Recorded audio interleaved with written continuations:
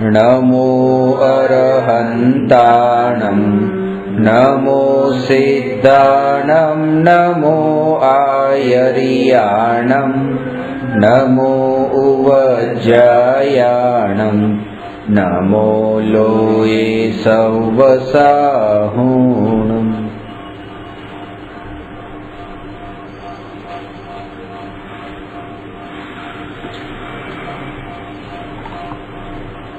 પ્રશ્ન નંબર 256. સ્વચ્છંદતા ઉત્પન્ન થવાના તથા તેને ટાળવાના કારણો બતાવો.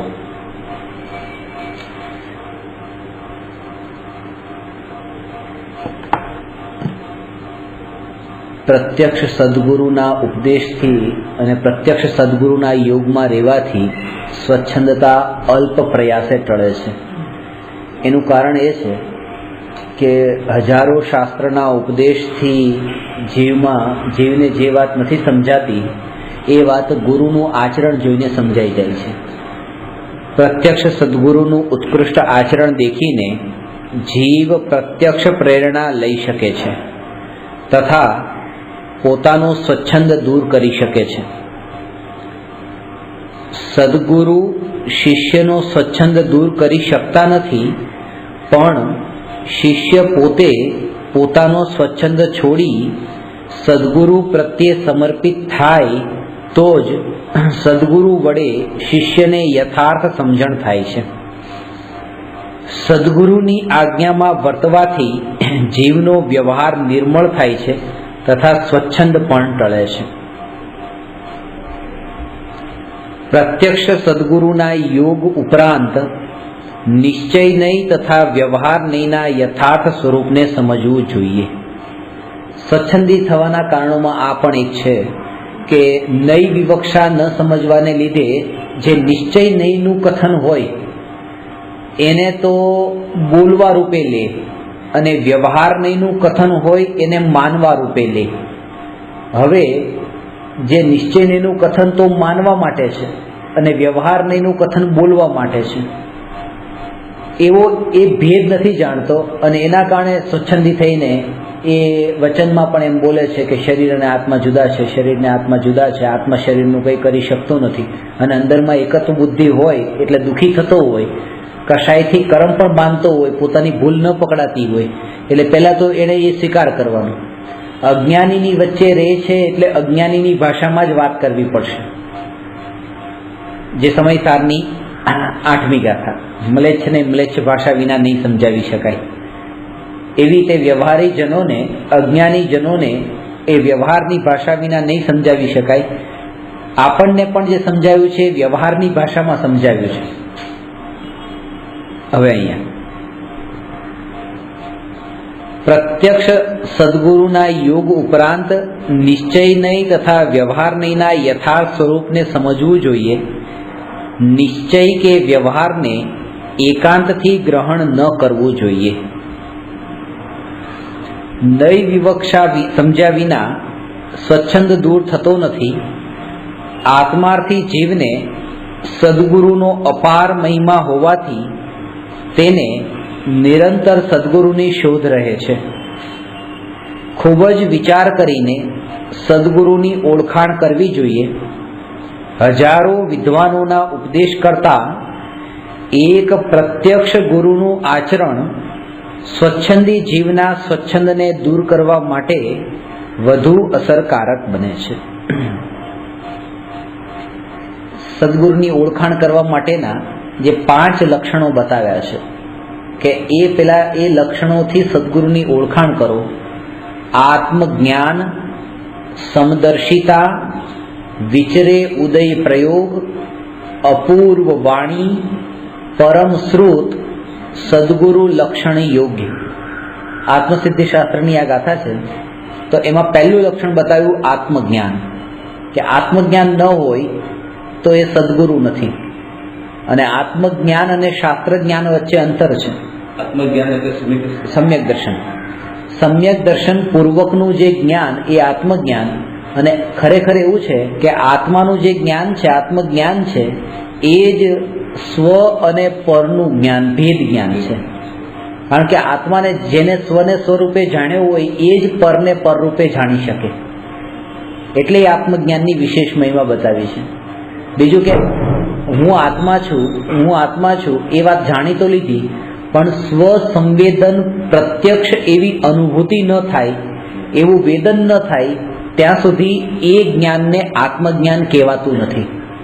આ બહુ સરળ છે કે શાસ્ત્રમાં આત્માના ગુણો જાણ્યા કે આત્મા જ્ઞાન દર્શન સ્વભાવી છે, અનંત સુખનો સ્વામી છે, એ બધું જાણ્યું, પણ જ્યાં સુધી એ વેદનમાં નથી આવતું, એનું સંવેદન નથી થતું, ત્યાં સુધી એ અનુભવ નથી, ને જ્યાં સુધી અનુભવ નથી ત્યાં સુધી આત્મજ્ઞાન નથી.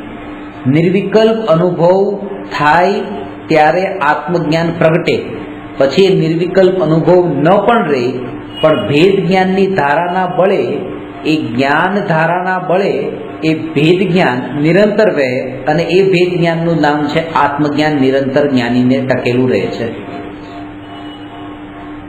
એને એમ કહેવાય કે એ આત્માને જાણે છે. જ્યારે જ્ઞાની જગતને જાણતા હોય ત્યારે પણ એ આત્માને જાણે છે. જેમ કે અત્યારે ઉપયોગ તમારો અહીંયા છે શાસ્ત્ર વાંચવામાં, ઉપયોગ અમેરિકામાં નથી, પણ તોય તમને પૂછે કે તમારા જ્ઞાનમાં અમેરિકા છે કે નહીં. અમેરિકા તો છે, કે અમેરિકા જોયું છે, જેટલું જાણ્યું છે એ તો બધું જ્ઞાનના અંદર છે જ. તો અમેરિકાનું જ્ઞાન છે, પણ એ જ્ઞાન જે છે એમાં ઉપયોગ નથી જોડાયો. તો એવી રીતે અત્યારે જ્યારે જ્ઞાની આત્માનો અનુભવ નથી કરતા ત્યારે પણ એ આત્મજ્ઞાની છે.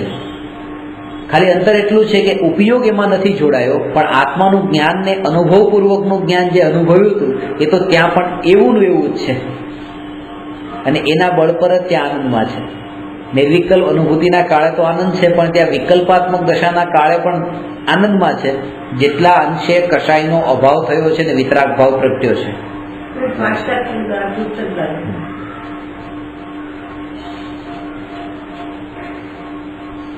હવે 257મો પ્રશ્ન છે. આગલો પ્રશ્ન જે હતો એ એના માટે હતો કે આ સદગુરુના જે લક્ષણ છે ને એમાં આત્મજ્ઞાન, સમદર્શિતા, સમદર્શીપણું, રાગ દ્વેષ રહિત એ સમદર્શીપણું, વિચરે ઉદય પ્રયોગ. સમ્યક દર્શન જે છે એ સમ્યક દર્શન પ્રગટ થયું હોય એના ભવિષ્યના બહુ પ્લાનિંગ અત્યારથી ન બનતા હોય. આમ કરીશ, આમ કરીશ, આમ કરીશ, આમ કરીશ, એમ નહીં. એ જ વિચાર પર ત્યાં પૂર્ણ વિરામ મુકાઈ જાય કે ઉદય અનુસાર થશે, પતિ. એનું નામ વિચરે ઉદય પ્રયોગ. કારણ કે મોટા ભાગના વિકલ્પો, આકુળતા, રાગ દ્વેષ આના સંબંધમાં થતા હોય છે કે આ શું થશે, શું થશે, શું થશે, એ રીતે. અને જેને વિષયના ભોગો સંબંધી આકુળતાને વિકલ્પ નથી થતા એને છેલ્લે પણ અટકીને અહીંયા થઈ જાય છે કે સમ્યક દર્શન ક્યારે થશે, ક્યારે થશે, એ સંબંધી પણ આકુળતા રહે. એટલે એ બતાવ્યું કે જ્યારે ક્રમબદ્ધ આ વિચરે ઉદય પ્રયોગનો મતલબ ક્રમબદ્ધ પર્યાય, ક્રમબદ્ધ પર્યાયમાં જે થવાનું છે થાય છે. આવી શ્રદ્ધા એ જીવને ત્યારે જ બેસે જ્યારે અક્રમ સ્વભાવી ન્યાયક ઉપર દ્રષ્ટિ જાય. એવું તો બોલવામાં વારંવાર આવે કે તમે ચિંતા નહીં કરો, થવાનું હશે થશે, જે થશે તે જોઈ લઈશું, જે થશે તે જોઈ લઈશું, એમ કહીએ. અહીંયા એ કહે છે કે જે થશે તે નહીં જોઈ લઈએ, કારણ કે જે થવાનું છે તે થવાનું જ છે, તો પછી એને જોવું પણ શું કામ. અત્યાર સુધી તો એટલા માટે જોવું પડતું હતું કારણ કે થશે કે નહીં થાય, કોઈ એ કામ નહીં કરે તો શું થશે. એટલે જો સર્વરને આપણે કહીએ કે અહીંયા ઝાડુ મારી દે, સાફ સફાઈ કરી દે, પણ આપણને જો વિશ્વાસ હોય કે બિલકુલ બરાબર કરી દેશે તો આપણે જોતા પણ નથી. નજર તો ત્યારે નાખવી પડે છે જ્યારે આપણને શંકા હોય કે કરશે કે નહીં કરે, બરાબર કરશે કે નહીં કરે. તો એવી રીતે કે ક્રમબદ્ધ પર્યાયમાં થવાનું હશે એ થશે જ એવી જેને શ્રદ્ધા હોય એને પછી જે થવાનું છે એના ઉપર ધ્યાન પણ નથી જતું. કારણ કે શ્રદ્ધા પછી કે થવાનું છે, થવાનું જ છે, તો હવે ધ્યાન પણ શું કામ લઈ જવું ત્યાં. અને ત્યાં ધ્યાન નથી જતું તો ક્યાં ધ્યાન જાય છે, પછી એને આત્મા તરફ ધ્યાન જાય છે. કારણ કે ક્રમબદ્ધ પર્યાયની શ્રદ્ધાનો અર્થ છે કે અક્રમ સ્વભાવિક ન્યાયક ઉપર દ્રષ્ટિ જવી. આત્મા ઉપર દ્રષ્ટિ ગઈ. આ આપણને એમ કહેવામાં આવે છે કે જે થાય એને જોઈ જ રાખો, જે બધું થાય એના કે જો, એમાં જોડાણ નહીં કરો. અને અહીંયા એ કહે છે કે જે કંઈ પણ થાય એને જો પણ નહીં, કારણ કે જ્યારે તમારું એની સાથે કોઈ સંબંધ નથી તો પછી એને જોવાનું પણ શા માટે પસંદ? ત્યારે પછી તમે પોતે પોતાને જ જોઈ લો, કારણ કે એની સાથે તમારો સંબંધ છે.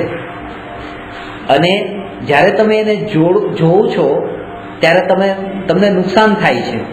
અને એ નુકસાન શું છે કે એ વખતે કર્મ બંધાય છે, આકુળતા થાય છે, દુઃખ થાય છે, જ્યારે પણ તમે પરપદાર્થમાં જોડાયેલા છો ત્યારે એ નુકસાન છે.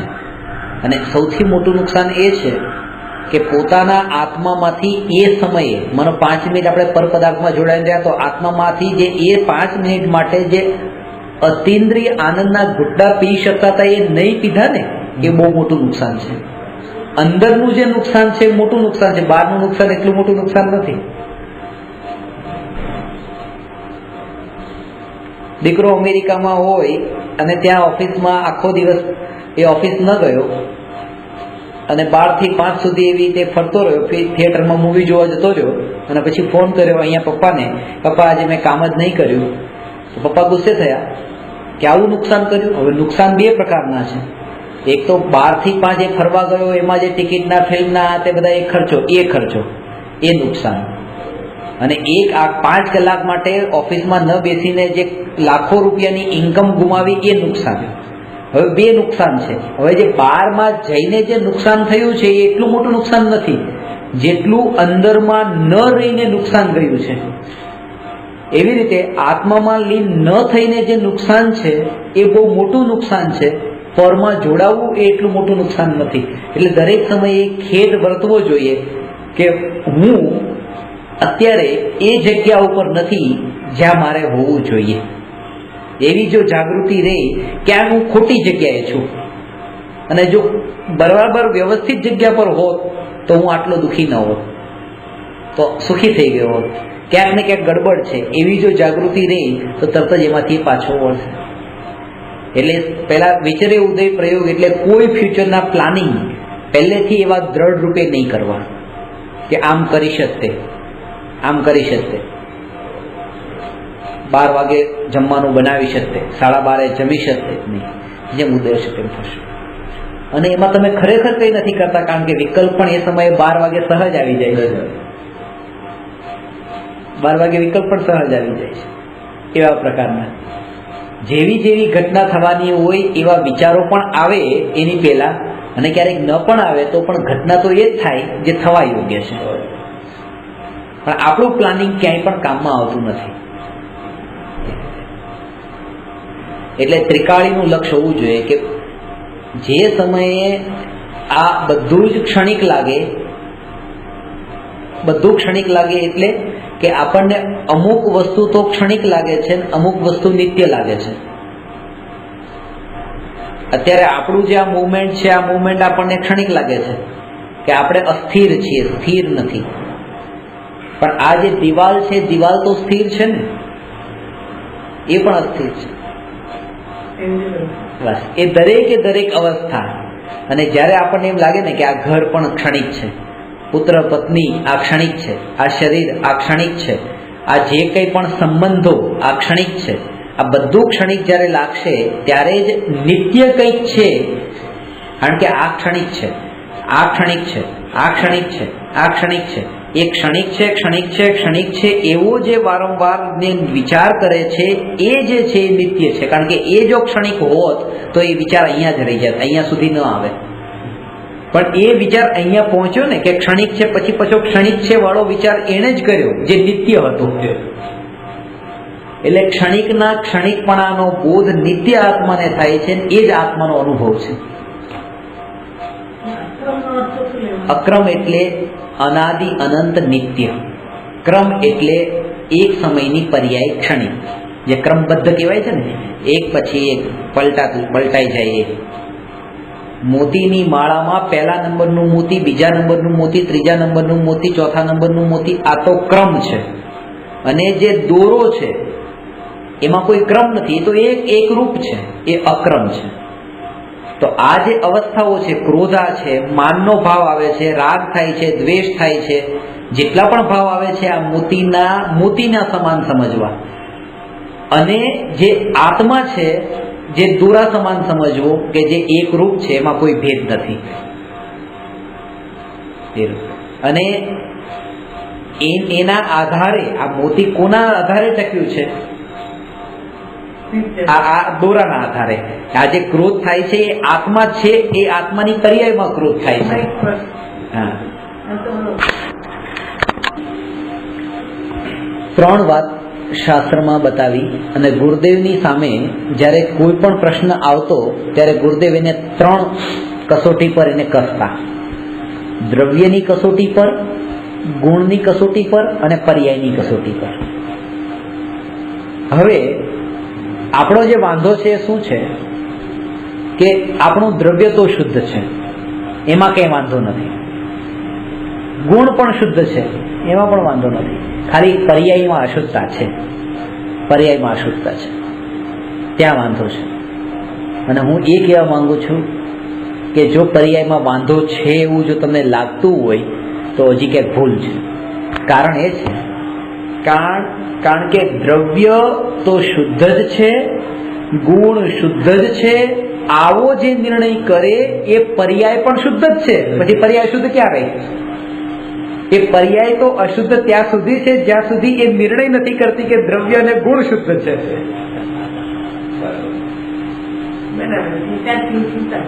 સમજાવો ને? આવું મારા ગુરુજી પાસે નવું શીખીને આવ્યો. એટલે દ્રવ્ય શુદ્ધ છે, ગુણ શુદ્ધ છે, અને પર્યાયમાં જે અશુદ્ધતા છે એ પર્યાયની અશુદ્ધતા પણ એ છે, વાત સાચી છે. પણ એ આવું પર્યાય અશુદ્ધ છે, પર્યાય અશુદ્ધ છે, એ 3જા નંબરે કેમ પહોંચી ગયા? આ પેલા 2 લઈ લો ને, અને પેલા 2 ને જે લેશે એને આ 3જા નંબરનો જે પ્રોબ્લેમ છે રહેશે જ નહીં. શુદ્ધ જાણવામાં આવી ગયું તો પછી અશુદ્ધ કેવી રીતે નથી રહેતું? પછી અશુદ્ધ શુદ્ધ જણાવી દે. શુદ્ધ એને જણાય કે જેને પર્યાય શુદ્ધ છે. સમજાવું ને? આની 3 રીતે સમજાવ્યું કાલે ગુરુદેવે, પણ બહુ ગતા હતી કે ગુરુદેવ હંમેશા કહેતા દ્રવ્ય શુદ્ધ, ગુણ શુદ્ધ તમારા જ શબ્દ બરાબર છે, પર્યાય અને પર્યાય પણ શુદ્ધ છે. આ જ પ્રમાણે તો પછી આમ ગતા ના આવ્યું એટલે ગોઠવા છે.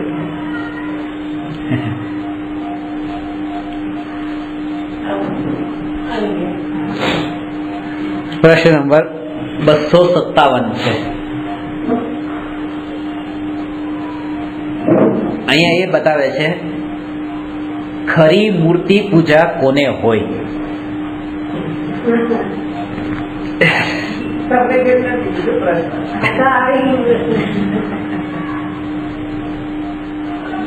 એમને જોઈને દીધું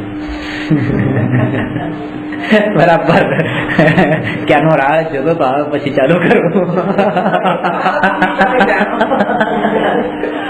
બરાબર આ વિકલ્પ હતો કે આવી જાય પછી લેતો સારું. થોડો બહુ સરસ પ્રશ્ન છે. પેલા તો એ કે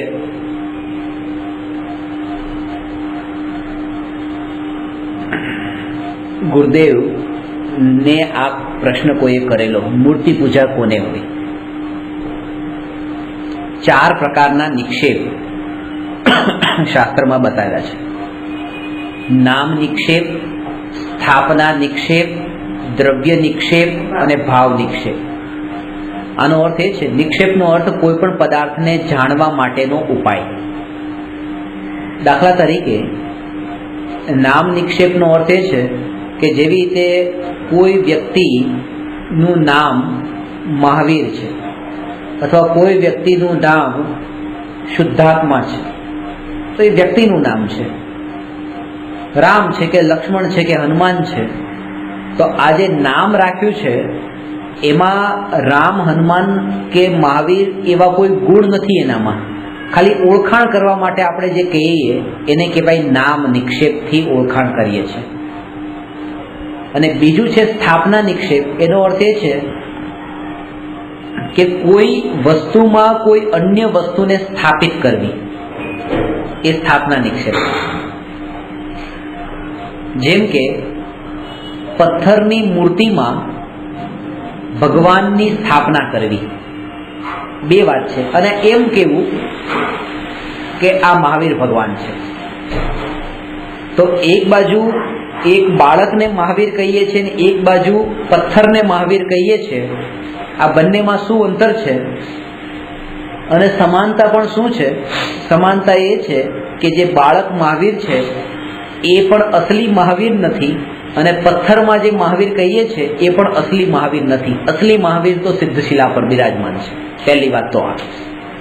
બીજી વાત એ કે અંતર છે બંનેમાં કે આ જે બાળક નામનું જે મહાવીર નામનું જે બાળક છે એને હાથ નથી જોડતા, એની ભક્તિ નથી કરતા, એની પૂજા નથી કરતા, અને જે આ પથ્થરવાળા જે મૂર્તિવાળા જે મહાવીર છે એની પૂજા ભક્તિ એ બધું કરીએ છીએ. એટલે નામ નિક્ષેપથી જેની ઓળખાણ કરતા હોઈએ ત્યાં પૂજ્ય અપૂજ્યનો વ્યવહાર ન હોય, અને સ્થાપના નિક્ષેપથી જ્યાં કર્યું ત્યાં પૂજ્ય અપૂજ્યનો વ્યવહાર હોય. આટલી વાત છે.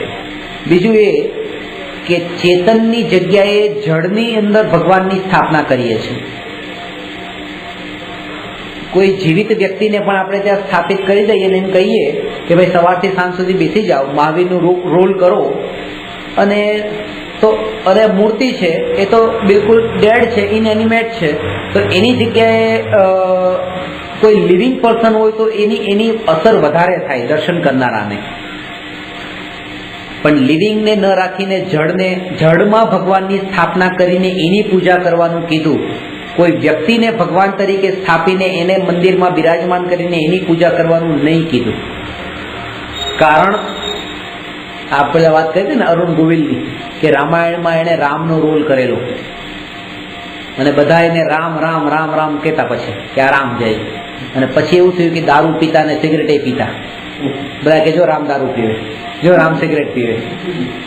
એટલે જો કોઈ વ્યક્તિને આપણે ભગવાન કહી દઈએ તો ઊભો થયા પછી જે કંઈ પણ ગંદુ કામ કરશે એ બધું જ ગંદુ કામ ભગવાનના નામે કહેવાશે. ભગવાનની મૂર્તિ વધારે સારું કામ નહીં કરે તો કંઈ નહીં, કમસે કમ ભગવાનને બદનામ તો નહીં કરે, ખોટું તો નહીં કરે કંઈ. એટલે ચેતનમાં ભગવાનને ન સ્થાપીને જળ એવા પથ્થરમાં ભગવાનને સ્થાપવામાં આવે છે. સ્થાપના બે પ્રકારની છે, એક તદાકાર સ્થાપના અને બીજી અતદાકાર સ્થાપના. તદાકાર સ્થાપનાનો અર્થ એ કે જેની સ્થાપના આપણે કરીએ એવો જ શેપ ત્યાં હોય તો એ તદાકાર સ્થાપના છે, અને અલગ શેપ હોય તો અતદાકાર સ્થાપના છે. દાખલા તરીકે આપણે એમ કહીએ છીએ ચેસમાં કે આ રાજા છે, આ વજીર છે, આ હાથી છે, તો એ હાથીનો શેપ એવો હોતો નથી, રાજા અને વજીર આવા શેપના હોતા નથી, પણ તોય આપણે એવી સ્થાપના કરીએ કે આ વજીર ને આ રાજા. એ અતદાકાર સ્થાપના છે. અને ભગવાન જેવા પદ્માસને જેવા ખડગાસને ધ્યાન કરતા આત્મામાં લીન હતા, તો એ સ્થિતિમાં આપણે ભગવાનની મૂર્તિની સ્થાપના કરીએ એ તદાકાર સ્થાપના છે. અને ભગવાનની મૂર્તિ જે છે એ મૂર્તિની પૂજા કર્યા પહેલા મૂર્તિનું સ્વરૂપ સમજવું જરૂરી છે. આ મૂર્તિ એ દર્પણ છે. ક્યારે પણ હું ભગવાનના દર્શન કરું ત્યારે મને આદિનાથ ભગવાન નથી દેખાતા, મને મહાવીર ભગવાન નથી દેખાતા, મને દર્પણ જ દેખાય છે. અને દર્પણનો અર્થ જે છે કે એ દર્પણથી આપણી ભૂલ સુધરી જાય છે. અત્યારે લેડીઝ અહીંયા બેઠા હોય અને સામે દર્પણ હોય, દર્પણમાં પોતાનો ચહેરો આમ જોવાનું મન થઈ જ જાય. દર્પણ હોય એટલે લેડીઝોની આદત કે એક વાર જોઈ લે, અને જોયા પછી કે સાડીનો પલ્લુ બરાબર છે કે આમ બરાબર છે, આમ બરાબર, એક જ જોઈ લે. આપણે પણ કે દર્પણની સામે જોયું અને એક લટ આપણી આમ બહાર આગળ આવી ગઈ હોય તો તરત જ આપણે એને આમ ઠીક કરી નાખીએ છીએ. દર્પણને જો એક બાજુનો કોલર આમ ઊંચો હોય ને એક બાજુનો નીચો હોય, તરત જ આપણે એને ઠીક કરી નાખીએ છીએ. દર્પણને દેખતા આપણે કરેક્શનનું કામ કરીએ છીએ. પોતાનામાં જે કંઈ પણ ભૂલ છે, બરાબર નથી, એ બધું ઠીક કરી દઈએ છીએ. તો ભગવાનની મૂર્તિ દર્પણ સમાન છે ને એ જોતા આપણને ખબર પડે કે મારામાં કંઈક જે દોષ છે એ ભગવાનના સ્વરૂપને જોતા ખબર પડે છે કે આવું મારું ખરેખર આવું સ્વરૂપ હોવું જોઈએ, આવું ન હોવું જોઈએ. અને ત્યારે આપણામાં જેટલા પણ પાપ પ્રવૃત્તિઓ પડેલી છે એને આપણે કરેક્ટ કરીને, દૂર કરીને આપણે પલટી શકીએ છીએ. એટલે ભગવાનની મૂર્તિ દર્પણ સમાન જોવી. અને અહીંયા હજી સૂક્ષ્મ રૂપે જોઈએ તો મહાવીર ભગવાન નથી, આ દર્પણ છે. આઈનો જે મહાવીર ભગવાન છે એ મહાવીર ભગવાન સામેના દર્પણમાં રિફ્લેક્ટ થઈને મને દેખાણો છે. આ મહાવીર ત્યાં દેખાણો છે, એ દર્પણ છે, બીજું કઈ નથી. એ જયારે મને મહાવીર એ ભગવાન પરમાત્મા રૂપે જયારે દેખાશે ત્યારે ખરા દેવ દર્શન થયા એમ કહેવાશે. કારણ કે ત્યારે પોતાના દર્શન થયા. આ પણ એક પરમાત્મા છે, એ પણ પરમાત્મા છે, એ પરમાત્મા છે, આ નિજ પરમાત્મા છે. પરમાત્માના દર્શનનું નામ તો દેવ દર્શન જ છે. નિજ પરમાત્માના દર્શનનું નામ સમ્યક દર્શન છે. દેવ દર્શનનું ફળ દેવલોક છે અને ચૈતન્યના દર્શનનું ફળ ચૈતન્ય લોક સિદ્ધશીલા છે. ચૈતન્ય લોક સિવાય બહાર ક્યાંય નથી. જ્યારે એ ભગવાનનું દર્શન કરતી વખતે આટલી અંદરમાં જાગૃતિ, બસ ભગવાનનું સ્વરૂપ પેલા તો એ ખબર હોય. રાગનો અંશ પણ ભગવાનના સ્વરૂપ પર મળેલો હોય તો એ ભગવાનનું સ્વરૂપ નથી. હું તમને એ વાત કહું કે શિવની પૂજા કેમ તમે નથી કરતા, તો તમે કહેશો કે ત્યાં અમને વિતરાગતા નથી દેખાતી. કેમ નથી દેખાતી? કારણ કે રાગ અને દ્વેષથી રહિત હોય તે વિતરાગી કહેવાય. હાથમાં ત્રિશૂળ છે અને બાજુમાં પાર્વતી છે, તો ત્રિશૂળ તો દ્વેષનું સિમ્બોલ છે અને પાર્વતી રાગનું સિમ્બોલ છે, તો એ વિતરાગી અમને નથી દેખાતા. અને એ જ સ્થિતિ ત્યાં છે કે આભૂષણો અને અલંકારોથી જે સુશોભિત કર્યા છે એવા પરમાત્મા અમને વિતરાગી નથી દેખાતા, એટલે અમે પરમાત્માની ભક્તિ નથી કરતા. અહીંયા કોઈ એમ કે તમે એ બધું નહીં જો, આભૂષણોને નહીં જો, આભૂષણોને દૂર નજર જ નહીં કરો, તમે બસ ખાલી પરમાત્માનું સ્વરૂપ જો. એના માટે કીધું કે જો એવી રીતે હોય તો પછી ત્યાં એ શિવને પણ ભક્તિ કરો, એની પણ પૂજા કરો, ખાલી ત્રિશૂળને નહીં જો, પાર્વતીને નહીં જો, ખાલી બસ એના આત્માને જો, તો તમે ત્યાં પણ ભગવાન દેખાશે. પણ અત્યારેની દશા એવી છે કે જ્યાં ત્રિશૂળ કે પાર્વતી કે આભૂષણ નથી હોતા એવી મૂર્તિ, શુદ્ધ મૂર્તિના દર્શન કરીએ ત્યાં પણ આપણા મન ભટકે રાખે છે, સ્થિર નથી રહેતા. તો અહીંયા આપણી એવી ક્યાં સ્થિરતા રહેવાની છે કે સામે આભૂષણો હોય ને આપણને આભૂષણ ન દેખાય? હજી એવી દશા નથી આવી. એટલે મૂર્તિ પૂજા કે મૂર્તિના દર્શન કર્યા પહેલા મૂર્તિનું સ્વરૂપ કેવું હોય એ સમજવાનું અહીંયા પહેલા એ છે. અમેરિકામાં એક વિદ્યાર્થીએ મને પ્રશ્ન પૂછ્યો કે આ ભગવાન બે કેમ? કારણ કે ત્યાં તો બે શ્વેતાંબર દિગંબર બે મૂર્તિ બાજુમાં, બહુ કોમ્યુનિટી એટલી ઓછી, એટલે એવું નહીં કે અહીંની જેમ શ્વેતાંબર અલગ હોય દિગંબર અલગ ને બધું. હા, એક જ મંદિરમાં બે બાજુમાં જ હોય મૂર્તિ. એકમાં મુકુટ પહેરાવેલા, એકમાં આભૂષણ પહેરાવેલા હોય, એકમાં કઈ નહીં. છોકરા કે આવા બે ભગવાન કેમ? ભગવાન બે નથી. ન્યૂઝપેપરમાં એડવર્ટાઇઝ આવે છે ને, એમાં એવી રીતે હોય, કોઈનું શરીર બહુ જાડું હોય, બહુ જાડું, ચરબી ચડી ગઈ હોય, અને એની એડવર્ટાઇઝ આવતી હોય કે અમારી તમે જીમ જોઈન કરી લો તો પાતળું થઈ જશે. તમારે બે ફોટોગ્રાફ બતાવવામાં આવે, એક બિફોર અને એક આફ્ટર. બિફોર આવા હતા અને આફ્ટર આ. તો આ જે આભૂષણો અને મુકુટ એ બિફોર છે અને આ આફ્ટર છે. અને આફ્ટર છે એ આપણું આઈડિયલ છે, બિફોર આઈડિયલ નથી. કારણ કે ન્યૂઝપેપરમાં આપણે જે આફ્ટર વાળું જે છે ને એને આપણે આઈડિયલ માનીને જીમ સુધી જઈએ છીએ, બિફોર વાળું નહીં. અને આજે જેટલો ખર્ચો, જેટલું પણ પાપ એ બિફોરના નામે થઈ રહ્યું છે, ત્યાં ધર્મ આખો ચુકાઈ ગયો છે. એટલે આ ધર્મ બહુ દુર્લભ છે.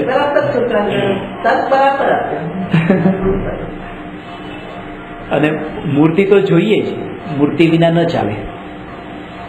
એટલે મૂર્તિ પર એક્સ્ટ્રા પણ ન જોઈએ અને મૂર્તિનો નિષેધ પણ નહીં જોઈએ. ગાંધીજી વિશે તમે જાણો છો તો એ ગાંધીજી વિશે ગાંધીજીનું જે સ્વરૂપ, એ લાકડી રાખતા હતા, પોતડી પહેરતા હતા, ચશ્મા પહેરતા હતા, એવા ગાંધીજી હતા. આ આખા દેશમાં 99% થી પણ વધારે લોકોને આ વાતની ખબર ગાંધીજી વિશે ક્યાંક વાંચીને નથી પડી, પણ ગાંધીજીની મૂર્તિને જોઈને ક્યાંક જોઈ હશે, કે ફોટો જોયો હશે, મૂર્તિ જોયો હશે, એટલે ખબર પડી ગાંધીજી આમ લાકડી રાખતા હતા, ચશ્મા પહેરતા હતા. ગાંધીજીની આત્મકથા વાંચીને કેટલા વાંચવા વાળા હશે? ગાંધીજીની આત્મકથા, ગાંધીજી કેવા હતા, બહુ ઓછા લોકો છે વાંચવા વાળા. ગાંધીજીએ પણ લખ્યા પછી વાંચી નથી, એકવાર લખીને પછી મૂકી દીધી, કોઈને પડી નથી. પણ આ 4 રસ્તા ઉપર ગાંધીજીનું સ્ટેચ્યુ જોવે તો છોકરો પૂછે, મમ્મી આ કોણ હતા, પપ્પા આ કોણ હતા? ગાંધીજી આવા હતા. ગાંધીજી 2 પ્રકારના, એક તો વિલાયતમાં ગયા ત્યારે સૂટ બૂટ ને કોટ પહેરેલા ગાંધીજી, અને એક આ પોતરી ને લાકડી વાળા ગાંધીજી. આપણા માટે એ વિલાયત વાળા ગાંધીજી આદર્શ નથી, આઈડિયલ નથી. આપણને એની મહિમા એવી નથી આવતી જેવી આ પોતરી વાળા ગાંધીજીની મહિમા આવે છે. અને એનું સ્વરૂપ કે બદલાતું નથી, જેની મહિમા. એટલે તો બ્રિટનની પાર્લામેન્ટમાં પણ એ જ કપડે પહોંચી ગયા હતા ને. તો એ જ ભગવાનનું સ્વરૂપ પછી કોઈ પણ સ્થિતિમાં બદલાઈ ના જાય. એ તો સમોસરણમાં હોય, ક્યાંય પણ હોય, ભગવાન તો એ જ રૂપે રહે, ભગવાન બદલાઈ નથી જતા.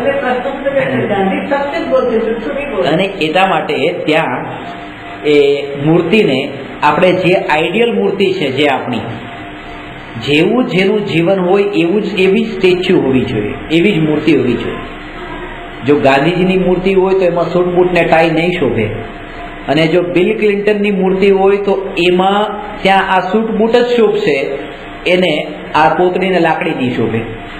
તો મહાવીર ભગવાનનું જે જીવન હતું એ જીવન વિતરાગતામય હતું, એ પરિગ્રહ રહિત હતું, અને એ પરિગ્રહ રહિત ભગવાનને પરિગ્રહ સહિત કરવો એ બહુ મોટો દોષ છે.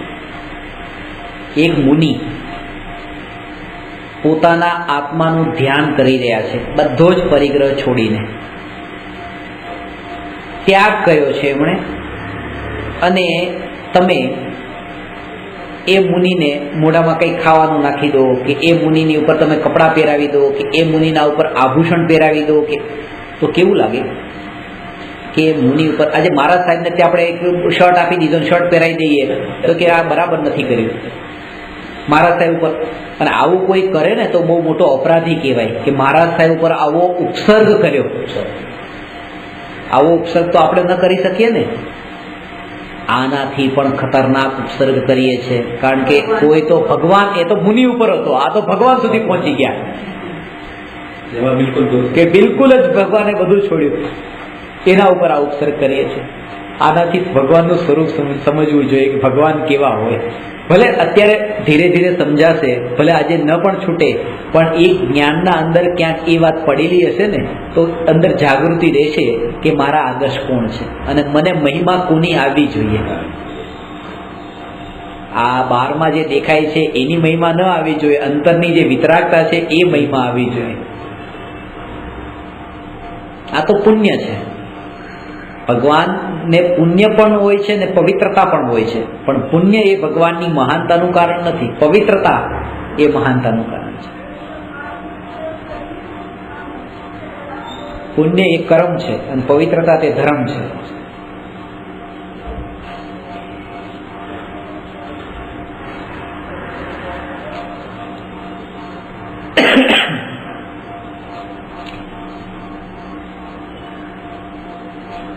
થોડા વર્ષો પહેલા નાયરોબીમાં ગુરુદેવનું જે પંચકરણ થયો છે ને, ગુરુદેવે ત્યાં ગયા હતા નાયરોબી.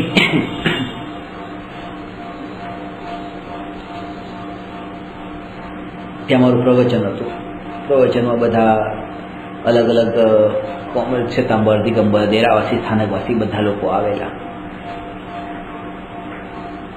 તો એમાં પછી એવું કોઈ પૂછ્યું કે મૂર્તિ કેવી, મૂર્તિ એક એમ કહેતા હતા કે મૂર્તિ ન હોવી જોઈએ, કારણ કે સ્થાનકવાસી મૂર્તિને માને નહીં, અને દેરાવાસી જે છે એ તો મૂર્તિને માને. કે પછી મને પૂછ્યું કેવું હોવું છે. ગુરુદેવ બહુ સરસ દ્રષ્ટાંત આપતા, મેં તમને પહેલાં આપ્યું હોય તો, કે એક વ્યક્તિએ બીજા વ્યક્તિને 100 રૂપિયા આપ્યા પૂછીને, અને પોતાની ડાયરીમાં લખ્યું કે હું 100 રૂપિયા આપું છું આ મારા મિત્રને. જેણે લીધા એણે પણ લખ્યું કે મને મારા મિત્રથી 100 રૂપિયા મળ્યા. એવું થયું કે બંનેની ડેથ થઈ, 100 રૂપિયા ચૂકવાયા નહોતા. જેણે 100 રૂપિયા આપ્યા હતા એના દીકરાના હાથમાં એ નોટ આવી અને એણે વાંચ્યું કે મારા પપ્પાએ મારા મિત્રના પપ્પાને 100 રૂપિયા આપ્યા હતા એવું લખ્યું છે, તો લાવ એક કામ કરું, 100 આગળ 2 મીંડા ચડાવી દો, 10,000 કરી નાખું, કારણ કે પેલો આપી દેશે. એમ કરીને એને 2 મીંડા ચડાવી. અને પછી પહેલાને કીધું કે મારા પપ્પાએ તારા પપ્પાને 10,000 રૂપિયા આપ્યા હતા, તારે મને આપવાના છે. તે કે હું મારા પપ્પાની નોટ ચેક કરી જોઈશ. એના પપ્પાની નોટ ચેક કરી તો એમાં 100 રૂપિયા તો લખ્યા હતા. એટલે એને એમ થયું કે આ 100 રૂપિયા જો સ્વીકાર કરીશ ને તો 10,000 કરવા પડશે, કારણ કે છે એટલે કંઈક તો ગડબડ છે. એટલે એને શું કર્યું કે બિલકુલ ચેકી નાખ્યા. આ બે બહુ મોટી ભૂલ કરી. એકે શું કર્યું કે 100 ઉપર કંઈક ચડાવ્યું, અને એકે શું કર્યું કે 100 બિલકુલ કાઢી જ નાખ્યા.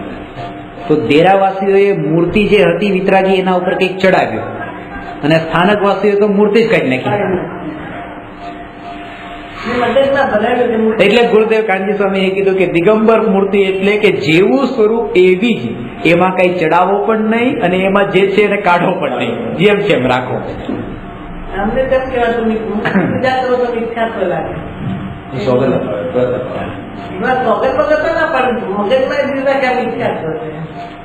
અને મૂર્તિ પૂજા કે ત્યાં ભગવાન નથી, ત્યાં ભગવાન નથી એટલે પછી ત્યાં મૂર્તિની પૂજા ન કરે. પણ એવું છે, પોતાનો શ્રી દીકરો અમેરિકા ગયો હોય તો આપણને એની યાદ આવતી હોય વારંવાર, ફોટો જોઈએ છે.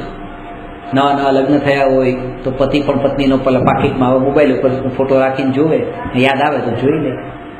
ઓફિસમાં બેઠો હોય ત્યારે એનું કારણ તો મને હમણાં એક ભાઈએ અલગ બતાવ્યું એ કે એટલા માટે ફોટો જોવે કે ઓફિસમાં જ્યારે કંઈ બહુ મોટો પ્રોબ્લેમ આવે તો તરત જ ફોટો જોઈ લઈ અને પછી એમ વિચાર કરે જ્યારે આવા પ્રોબ્લેમને હું સંભાળું છું તો આ પણ સંભાળી લઈશ, ચિંતા કરવાની જરૂર નથી. એટલે એને કે મનોબળ મક્કમ રહે.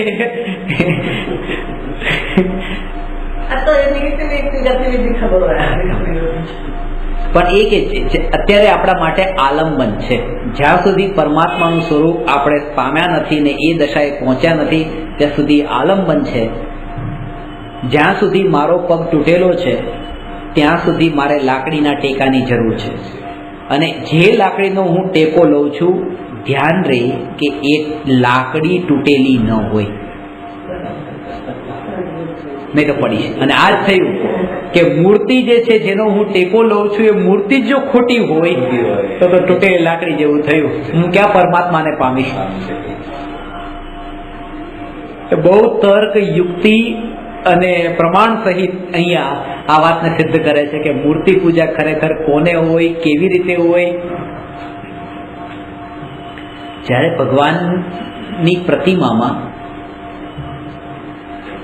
ભગવાનની સ્થાપના કરીએ, આપણે એમ કહીએ ને કે પથ્થર છે અને પથ્થર ઉપરથી બધું કોતરાયું, પથ્થરમાંથી ભગવાન બન્યા, પથ્થરમાંથી ભગવાન બન્યા. અને ભગવાન બનવા માટે કંઈ નવું ચોંટાડવું નહીં પડ્યું, જે ઉપર એક્સ્ટ્રા હતું એ બધું કાઢી નાખ્યું. તો આવી રીતે આપણા આત્માને પણ ભગવાન બનાવવો હોય ત્યારે પથ્થર છે, એને ભગવાન બનાવવું હોય તો કંઈ નવું એડ નથી કરવાનું. જે રાગ દ્વેષ મોહ માયા બધું જે અંદરમાં ભાવ પડેલા છે એને એ એક્સ્ટ્રા છે, એ જો હટી જાય તો અંદર ભગવાન છે જ. ખાસ વાત એ છે કે મૂર્તિ બનાવવા વાળા મૂર્તિ બનાવ્યા પહેલા જ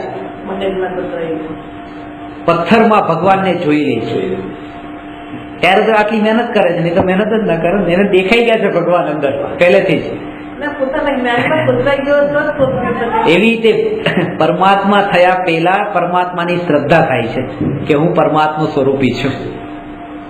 પોતાને પામર માનીને પરમાત્મા ન થવાય, પરમાત્મા છું એમ માનીને પરમાત્મા થવાય.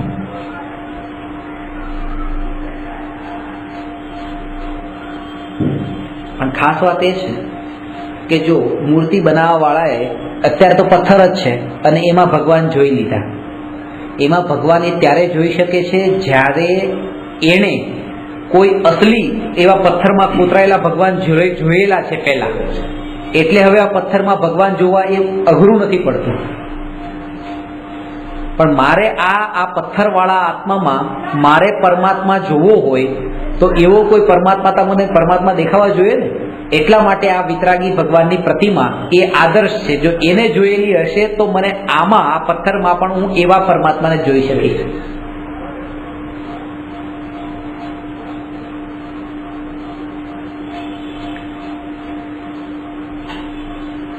शास्त्रोक्त विधि पूजा महोत्सव सुरपति चक्री करे हम सारिखे लघु पुरुष कैसे यथा विधि पूजा करे. સ્વર્ગના દેવો ખરેખર વિધિવત પૂજા તો એ કરે છે. અમારા જેવા મનુષ્ય એ પૂજા કેવી રીતે કરે? અને બીજી વાત કે જ્યારે ભગવાનની મૂર્તિને આપણે ભગવાનની મૂર્તિ નથી માનતા, ભગવાન માનીએ છીએ. ભગવાન માનીએ છીએ. શાસ્ત્ર એક મહારાજ સાહેબની વાત નથી કરતો, ખાલી બ્રહ્મચર્ય વ્રત બાલ બ્રહ્મચારી એક વ્યક્તિ, કોઈ સ્ત્રી એ બાલ બ્રહ્મચારીને અડી પણ જાય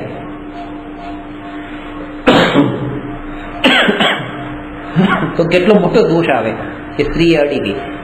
અને અનઇન્ટેન્શનલી નહીં, ઇન્ટેન્શનલી અડે, એ ખબર છે આ બાલ બ્રહ્મચારી છે તો પણ એને હાથ લગાવવો.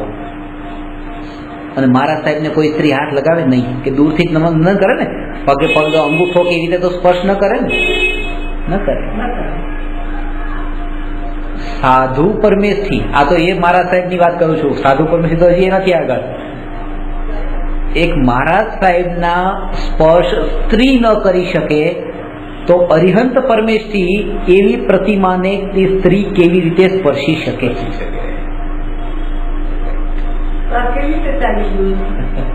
આ ભાવુકતામાં આવીને અરે દરેક આત્મા સમાન છે, અમારા પણ ભાવ છે, ભાવ જો, શરીર નહીં જો. અરે એ શરીર નતું જોવાનું, પણ એ તો અનુભવ માટે શરીર નતું જોવાનું, વ્યવહારમાં તો શરીર જ જોવાનું હતું. વ્યવહારમાં તો શરીર જ જોવાનું હતું. કે સ્ત્રીઓ પણ ત્યાં જતી રહી, હવે પળાય ના પાળે તો પણ અંદર જતા રહે. આ બાલકેશ્વરના દિવસે ટુરિસ્ટ પ્લેસ ના અંદર આવી ગયું બામુનું, તો ફોરેનરો બધા જતા હોય, કોને પડી છે, કોણ કેવી રીતે, કેટલી ગરિમા હોય. આપણે જૈન મંદિરની તો કેટલી મહિમા હોય. એના જ કારણે ખરેખર કે આ એક તો પ્રતિમાનું સ્વરૂપ, જૈન મંદિરનું સ્વરૂપ, ત્યાં લોકોનું સ્વરૂપ, આ બધું એટલું મિક્સ મિલાવટ વાળું થયું. એટલે ત્યાં જે અંદરમાં એક વાઇબ્રેશન પણ જેવા રહેવા જોઈએ ને એવા રહેતા નથી અત્યારે. આપણને જે અંતરના અંદરમાં જે એવી સ્થિરતા રહેવી જોઈએ એ નથી રહેતી. વારંવાર ધ્યાન આમ જાય ને આમ જાય ને, ઉપયોગ ચંચળ. આ તો સ્ત્રી પણ ભગવાનની મૂર્તિને સ્પર્શે, હાથ લગાવે. એ મૂર્તિ નથી, એ ભગવાન છે. એટલે આ પહેલા કીધું શાસ્ત્રોક્ત વિધિ પૂજા મહોત્સવ સુરપતિ ચક્રી કરે.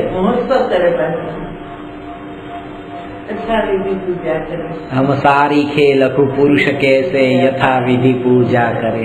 धन क्रिया ज्ञान रहित न जाने रीत पूजन नाथ जी. हम भक्ति वश तुम चरण आगे जोड़ लीने हाथ जी. કરવા માત્રથી કરીએ છીએ, આમ હાથે જોડીએ છીએ, આમ એ ખબર નથી શું કામ જોડીએ છીએ. આમ કેમ નથી કરતા? આમે કરી શકતા. મુસલમાન થોડા છે આમ કરીએ. આમ કેમ? આમ કેમ નહીં? નમ્રતા આમે બતાવી શકે, નમ્રતા આમે બતાવી શકે. નમ્રતા આમ જ કેમ? અહીંયા મન છે, આ કાયા છે, આ વચન છે.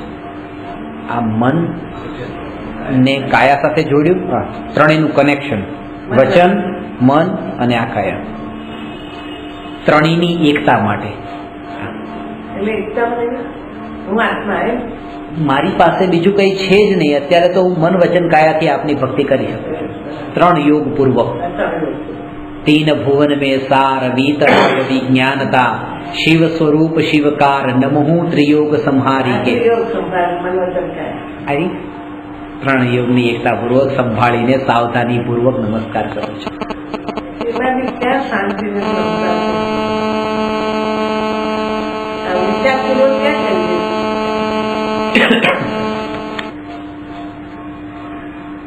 જીન મંદિરમાં પ્રવેશ કરતી વખતે 3 વાર નિસહી નિસહી નિસહી બોલીએ છીએ.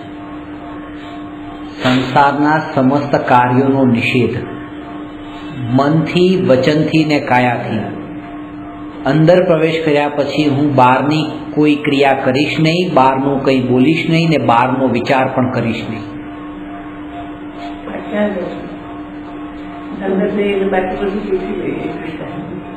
પહેલા દ્રષ્ટિ ત્યાં જાય છે કે કોણ કોણ છે. પાછું આપણે જોતા ને દેરાસરમાં ગયા પછી કોણ દર્શન કરે છે, કોણ કેવી રીતે દર્શન કરે છે. આણે આટલી પૂજા કરી તો હું હવે આવી રીતે પૂજા કરું, એણે 2 કરી તો હું 4 કરું. જે શુદ્ધતાને જે લક્ષ્ય ખબર ન હોય ત્યાં સુધી પૂજા કાર્યકારી નથી. આ શેના માટે કરો છો? ભગવાનની પૂજા ભક્તને ભક્ત બનાવવા માટે નથી હોતી, ભક્તને ભગવાન બનાવવા માટે હોય છે. ના વાત જયારે આવે ત્યારે આવી વાત ક્યાં કરો, અમને ભગવાન ક્યાં, અમને ભક્ત જ રહેવાનું, આવી બધી વાત નહીં કરો. કારણ કે એને નથી બનવું ભગવાન. એને એમ જ છે કે હું ભગવાન કેવી રીતે બની શકું? ભગવાનની સાથે આપણી તુલના ક્યાં કરાય? અને ઘણા લોકો એમ કે આ બહુ જ અભિમાની છે કે કાનજી સ્વામીએ તો કેટલા અહંકાર, કેટલો અહંકાર કે હું ભગવાન છું, હું પરમાત્મા છું, હું પરમાત્મા છું. આટલો અહંકાર? આ અહંકાર ત્યારે કહેવાય કે જ્યારે એ એમ કહી ગયા હોય કે હું પરમાત્મા છું, તમે બધા પામર છો. એ તો એ કીધું કે તમે પરમાત્મા, તમે પરમાત્મા, તમે પરમાત્મા, બધા પરમાત્મા. એટલે અહંકાર નથી ત્યાં.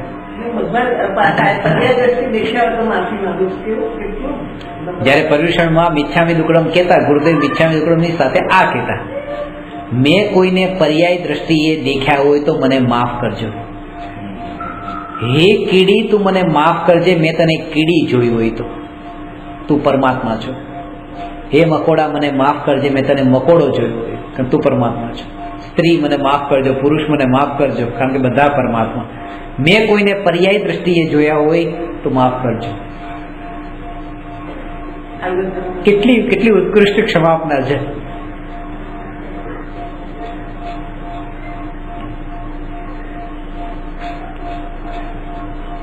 સમૂહ શરણ રત્ન જડિત હોય, ભગવાનની પ્રતિમા રત્ન જડિત ન હોય.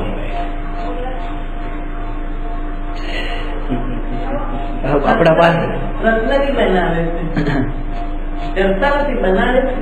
રત્ન જડિત એટલે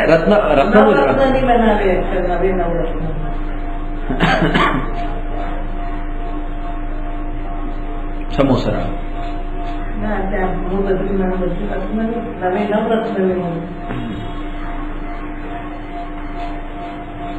એ તો સ્ટોન જે છે ને એ તો અલગ અલગ એની એ વાત છે. આ તો એના ઉપર ચડાવવાની વાત છે. એ તો ધાતુની પણ હોય મૂર્તિ, પથ્થરની પણ હોય, હીરાની હોય, પન્નાની હોય. પણ આ આભૂષણ ચડાવીને કે પરિગ્રહ એક્સ્ટ્રા જે ચડાવવાની વાત ચાલે છે.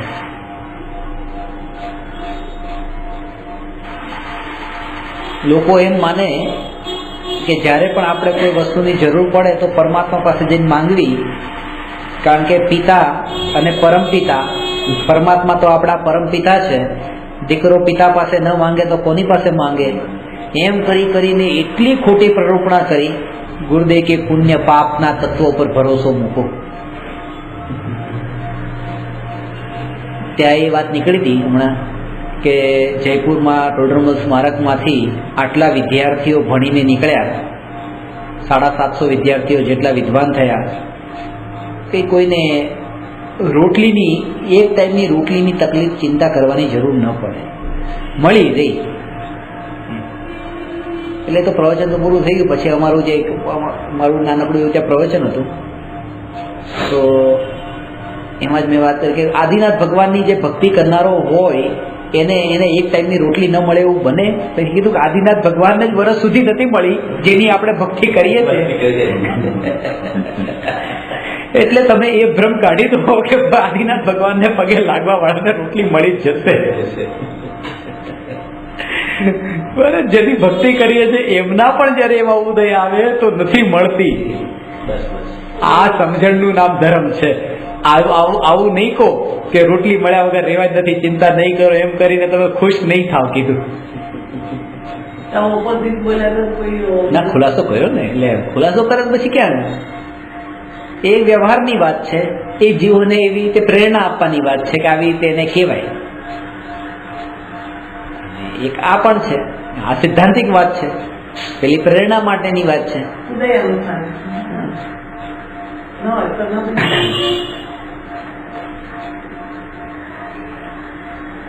લોકો પરિગ્રહ આવી રીતના કરે કે હું સાડી લાવું એટલું એટલું ભગવાન માટે પણ હું કઈ કરું, એટલે મેં 10,000 ની સાડી લાવી તો 10,000 હું ભગવાન માટે મોટું કરું, એટલે બે મિનિટ બનાવું યા કાંઈ પણ, તો કે મેં ભગવાન માટે પણ કીધું ને ના, મારા માટે પણ કીધું. મારા એકલા માટે ક્યાં કીધું છે? ભગવાન માટે પણ છે ને.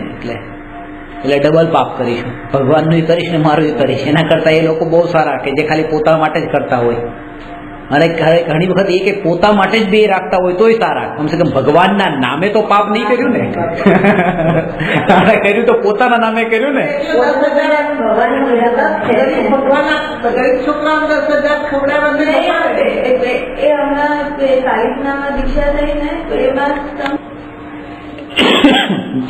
जिनेन्द्र भगवान ने प्रतिमाમાં સ્થાપિત કરવા તે સ્થાપના નિક્ષેપ છે.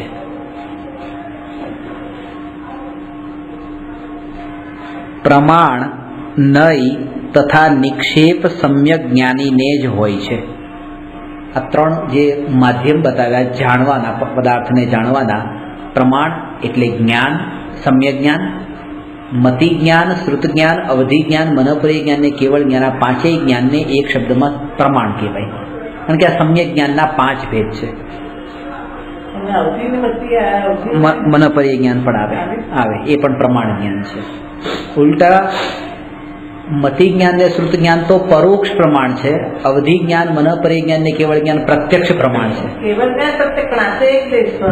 અને અવધિ જ્ઞાન ને મનોપરી જ્ઞાન વિકલ પારમાર્થિક પ્રત્યક્ષ છે અને કેવળ જ્ઞાન સકલ પારમાર્થિક પ્રત્યક્ષ છે. એટલે વિકલ ને સકલ નો આટલો જ ભેદ છે. પણ સ્પષ્ટ છે, પાછું અસ્પષ્ટ નથી. કારણ કે ઇન્દ્રિય અને મનના નિમિત્ત વિના જાણનારા જ્ઞાન છે ને, એટલા માટે.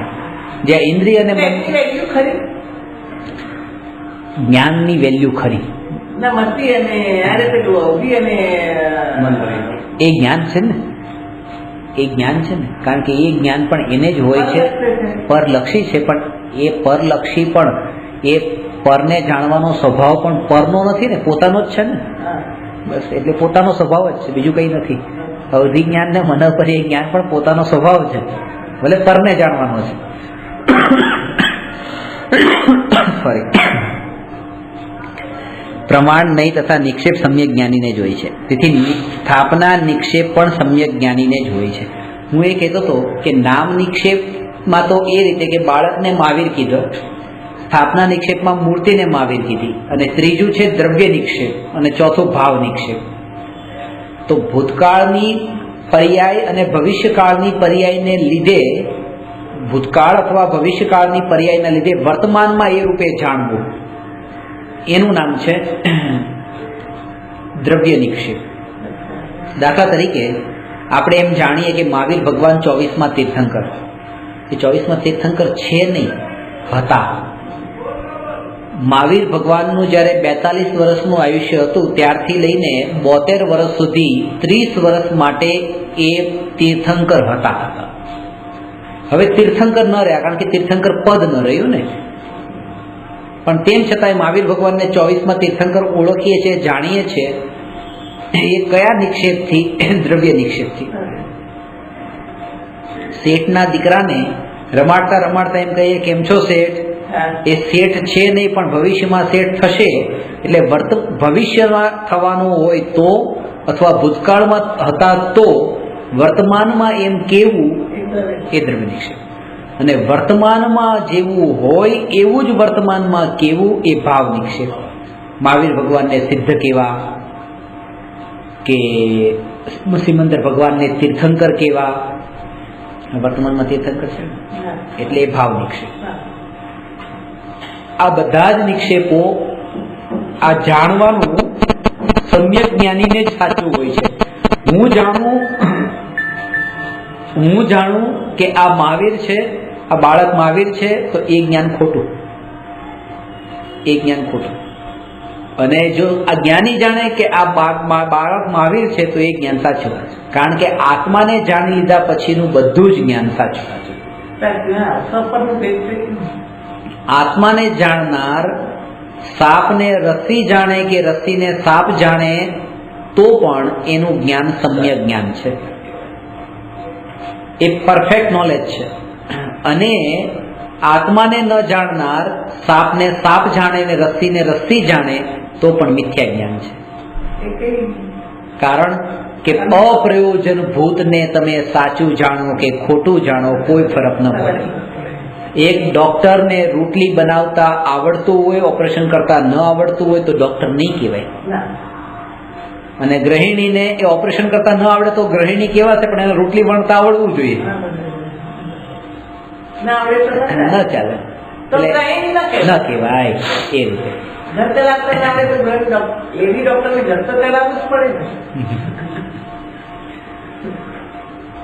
આ રીતે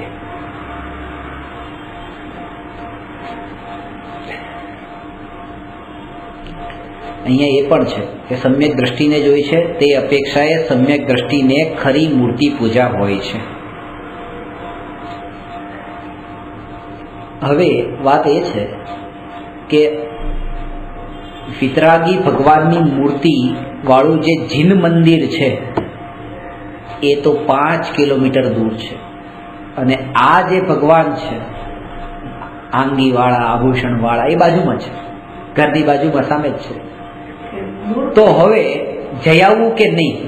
માનો કે પાયધુની છે સિમંદરજીના લઈ, અને અહીંયા ભાઈ ખલામાં છે આ દેરાસર, તો કહેવાય ત્યાં એટલું દૂર જવું એને કરતા અહીંયા જઈ આવીએ, જવા આવવાનો ટાઈમ બચી જાય, જીવજંતુ પગમાં મરતા બચી જાય, ઘણું બધું બચી જવાય.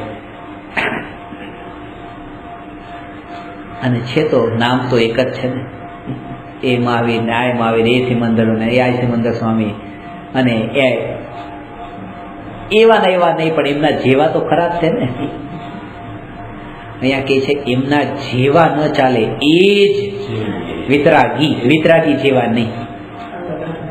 કોઈ પત્નીનો પતિ 5 વર્ષ માટે પરદેશ ગયો અને ઘર પાસેથી કોઈ એના જેવો કોઈ બીજો પુરુષ નીકળ્યો તો કે લાવો એના જેવો છે ને, કે નહીં ચાલે. આ નહીં એટલે નહીં, મારો પતિ તે જ મારો પતિ. એમ જેમ એને દ્રઢતા છે એવી રીતે વિતરાગી એમ નથી કહેતો કે દિગંબર કે શ્વેતાંબર કે સ્થાનકવાસી એ કોઈ નહીં. રાગ દ્વેષ રહિત ભગવાન એ જ ભગવાન, બીજા નહીં.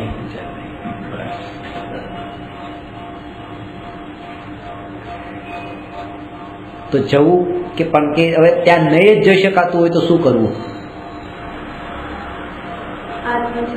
આત્મચિંતન કરવું. પણ ઉલટા પાપનો બંધ થાય છે. ધર્મ તો થતો નથી, પુણ્ય પણ બંધાતું નથી. આવી પ્રતિમાને હાથ જોડીને વંદન કરવાથી ઉલટું સમ્યક દર્શનમાં પણ દોષ લાગે છે. મૂળતા નામનો 3 મૂળતા બતાવીને, દેવ મૂળતા, ગુરુ મૂળતા, ધર્મ મૂળતા.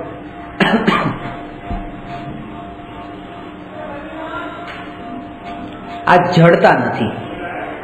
આ એક પ્રકારના વસ્તુ સ્વરૂપનો યથાર્થ નિર્ણય છે. આપણે જડ નથી, દ્વેષ ભાવ નથી કરતા કે તમારા રામ, તમારા હનુમાન, તમારા આ અમે આમ નથી માનતા ને અમારે કોઈ એમના પ્રત્યે નથી.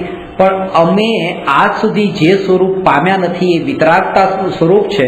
અને વિતરાગી સ્વરૂપ જે પામેલા છે એ કંઈક અપૂર્વ છે, એ ભગવાનનું સ્વરૂપ છે. એ કોઈ પણ હોય. જો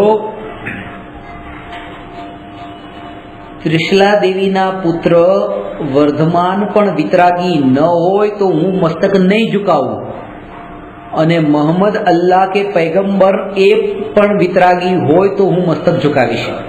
મને કોઈ વ્યક્તિ સાથે કોઈ પક્ષપાત નથી. હું તો વિતરાગતાનો ઉપાસક છું. કૃપાળુ દેવા કે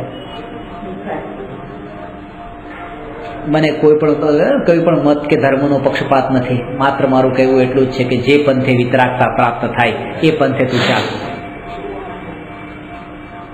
કારણ એ છે કારણ કે આ કોમ્યુનિટીની રીતે વાત કરશે તો બધાના વિરોધી બની જશે, આપણા વિરોધી બીજા બની જશે, ડગલે ને પગલે. અને તેમ છતાંય ક્યારેક જવું પડે તો શું કરવું? તો ત્યાં પણ એટલી જાગૃતિ તમારી જે છે એ જ બહુ મોટી વાત છે. ત્યાં પણ કોઈ એવું પણ કે અમે જઈએ પણ મસ્તક ત્યાં આમ જઈએ ને તો માથું આમ થોડુંક એન્ટર થતી વખતે પાછળ રાખીને પગ આગળ રાખીને પેલા પગ મૂકીએ ને પછી માથું મૂકીએ ને એ કેટલું પગ મૂકીએ. અરે એ તો વિતરાગી ભગવાનના મંદિરમાં પગ જ મૂકવાનો છે ને ત્યાં. આ તો દ્વેષ ભાવ થઈ ગયો. એટલી સહજતા હોવી જોઈએ. જે રસિક છે ત્યાં જે હાથ જોડીને વિતરાગી સ્વરૂપને નમસ્કાર છે. આપણું મન નથી વિતરાગી સ્વરૂપ, ભગવાન તમારું વિતરાગી સ્વરૂપ છે. મન, વચન ને કાયા આ ત્રણેયથી એ વંદન ન કરે, વંદન નહીં કરે. ખાસ વાત એ છે, જો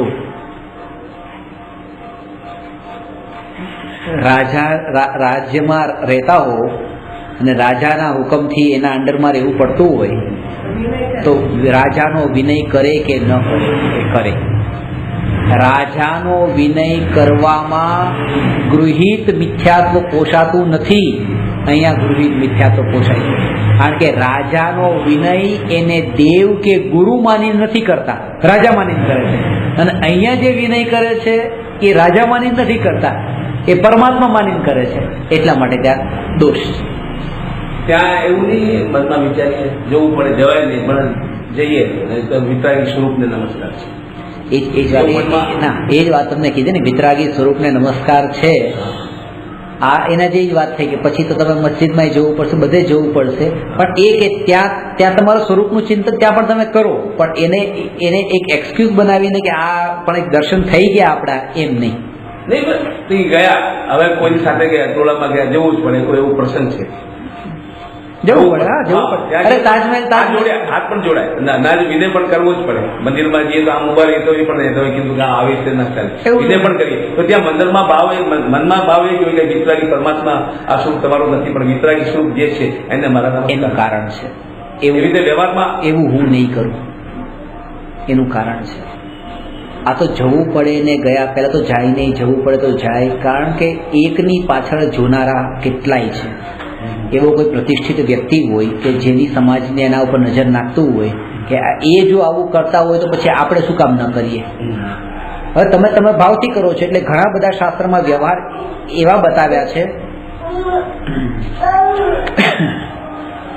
નમો અરહંતાણમ નમો સિદ્ધાણમ નમો આયરિયાણમ નમો ઉવજ્જાયાણમ નમો લોયે સવસાહું